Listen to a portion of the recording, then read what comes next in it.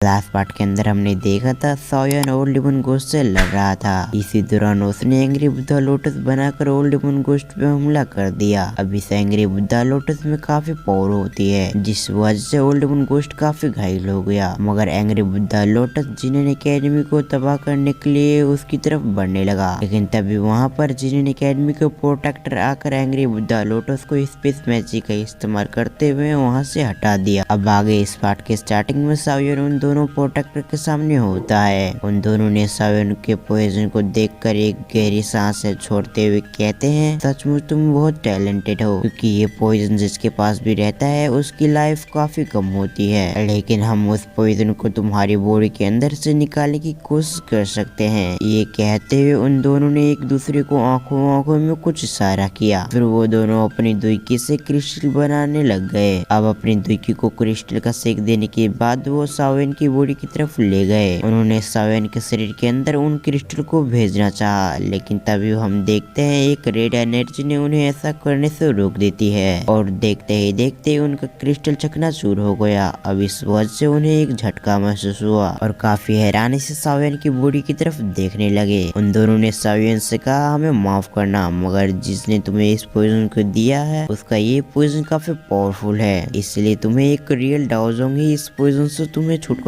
दिला सकता है। इसके अलावा शायद ही तुम्हारी कोई मदद कर सकता है। अब उन दोनों की ऐसी बातें सुनकर वो सभी शॉक्ड हो गए थे। उनके चेहरे पे हम निराशा भरे एक्सप्रेशन को देख सकते हैं। तभी एक प्रोटेक्टर कुछ सोचते हुए साओयन से कहता है, ऐसी बात नहीं कि हम तुम्हारी इसमें कोई भी मदद नहीं कर सकते, मगर दिक्कत यह है कि इसमें काफी सालों का वक्त लगेगा। लेकिन तुम्हें पता ही होगा ये पोजीशन जिसके पास भी रहता है वो कुछ ही सालों का मेहमान होता है, इसलिए एक डाओजोंग ही तुम्हारी इसमें मदद कर सकता है। फिर कुछ समय बातें करने के बाद वो सभी वहाँ से चले गए। साओयन कहता है, मेरे मास्टर के लिए मुझे एक बॉडी चाहिए था ताकि मैं उनके लिए एक बॉडी को डिफाइन कर सकूं। मेरे ख्याल से ये बॉडी उनके लिए परफेक्ट रहेगा। अभी के समय साओयन के पास दो बॉडी होती है, एक तो यूनसेन की, दूसरी ये बॉडी। यूनसेन की बॉडी ज्यादा पावरफुल नहीं हो, जिस वजह से साओयन ने इस बॉडी को अपने मास्टर के लिए चॉइस किया था। अब इस फाइट की वजह से साओयन सीरियस तरीके से घायल हो गया था, लेकिन हाल ही में हुए फाइटों से साओयन इन दर्दों को बर्दाश्त कर पा रहा था। नहीं तो अगर कोई नॉर्मल इंसान होता तो वो भी चक्कर खाकर बेहोश हो जाता। साओयन पहले अपने रूम में आकर अपने आप की कंडीशन चेक करता है। उसके बाद उसने अपने पास से कुछ पिल को निकाल लिया और उसे अपनी बॉडी के साथ रिफाइन करने लग गया। साओयन अगर इन पिल को खाकर अपने आप को हील करने की कोशिश करता तो वो काफी लंबा समय लग सकता था, लेकिन उसके पास समय की कमी होती है, जिस वजह से उसने इन पिल को अपनी बॉडी के साथ रिफाइन करना ही सही समझा, ताकि इन सभी पिल की एनर्जी उसकी बॉडी के अंदर जल्द से जल्द रिफाइन हो सके और उसकी जो इंजरी है वो जल्द से जल्द ठीक हो जाए। और होता भी कुछ ऐसा ही है। कुछ ही समय के अंदर साओयन ने अपनी बॉडी की कंडीशन को काफी हद तक ठीक कर लिया होता है, जिस वजह से उसके चेहरे पे एक रिलैक्स भरा स्माइल आ चुका था। उसने अपनी बॉडी की कंडीशन फिर से एक बार चेक किया, तब उससे पता चला कि उसकी बॉडी की कंडीशन तो ठीक है, मगर उसकी बॉडी के अंदर की दुईकी भी कम हो चुकी थी, जिस वजह से उसे दुईकी को लेना होगा। इसीलिए साओयन जल्दी से अपनी ध्यान मुद्रा में बैठ गया और बाहर की एनर्जी को रिफाइन करके अपनी बॉडी के अंदर डालने लगा। कुछ समय के अंदर उसकी एनर्जी की कमी भी पूरी हो चुकी थी।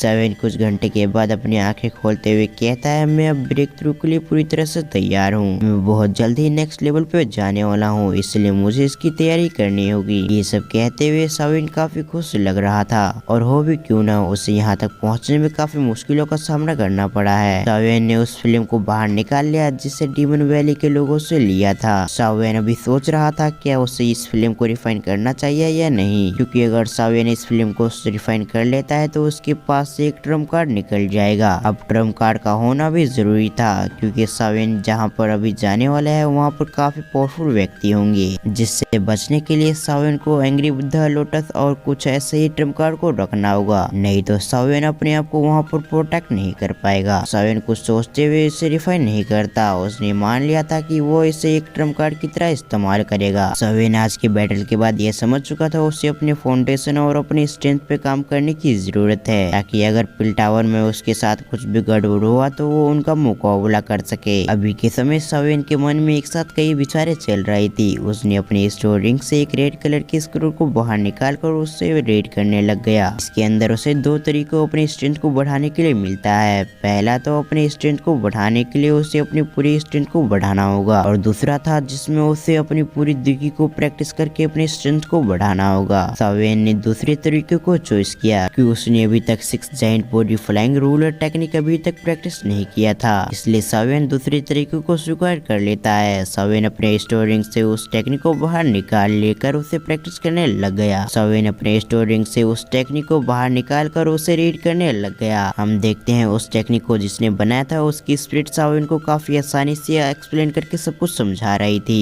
किस तरीके से सावेन इस टेक्निक को काफी आसानी से प्रैक्टिस कर सकता है। अभी मैं आपको बता दूं, ये स्पिरिट उसे समझा रही थी कि किस तरह से सावेन इस टेक्निक को प्रैक्टिस कर पाएगा। इन सभी के दौरान उसे काफी घंटों का वक्त लग गया। सावेन काफी घंटों बाद अपनी आंखों खोलते हुए कहता है, मुझे इस टेक्निक को प्रैक्टिस करने के लिए एक अच्छी सी जगह चाहिए होगा। तभी उसे याद आता है जहाँ पर फोलोमार्ट फ्लेम रहता था, वहीं पर अगर सावेन उस टेक्निक को प्रैक्टिस करेगा तो उसके लिए काफी अच्छा होगा। अब इसी सोच के साथ सावेन फर्स्ट एल्डर से मिलने के लिए चला गया ताकि वो उनसे परमिशन लेकर अंदर जा सके। अब सावेन के जाते ही हमारा ये एक्सप्लेनेशन यहाँ पर एंड होता है। अगर आपको नेक्स्ट एपिसोड देखना है तो वो बहुत जल्दी आ जाएगा, जो कि मेरे दूसरे चैनल पे आएगा। दूसरे चैनल का लिंक डिस्क्रिप्शन के टॉप पे मिल जाएगा। आप इन दोनों चैनल को सब्सक्राइब कर सकते हैं और साथ ही साथ बेल आइकन कॉल पे प्रेस जरूर कर दें ताकि मैं जिस भी चैनल पे वीडियो अपलोड करूँ तभी आपको सूचना मिल सके और आप हमारी वीडियो को देख सकते हैं। तो अब मैं मिलता हूँ किसी और वीडियो में, जब तक के लिए थैंक्स फॉर वॉचिंग।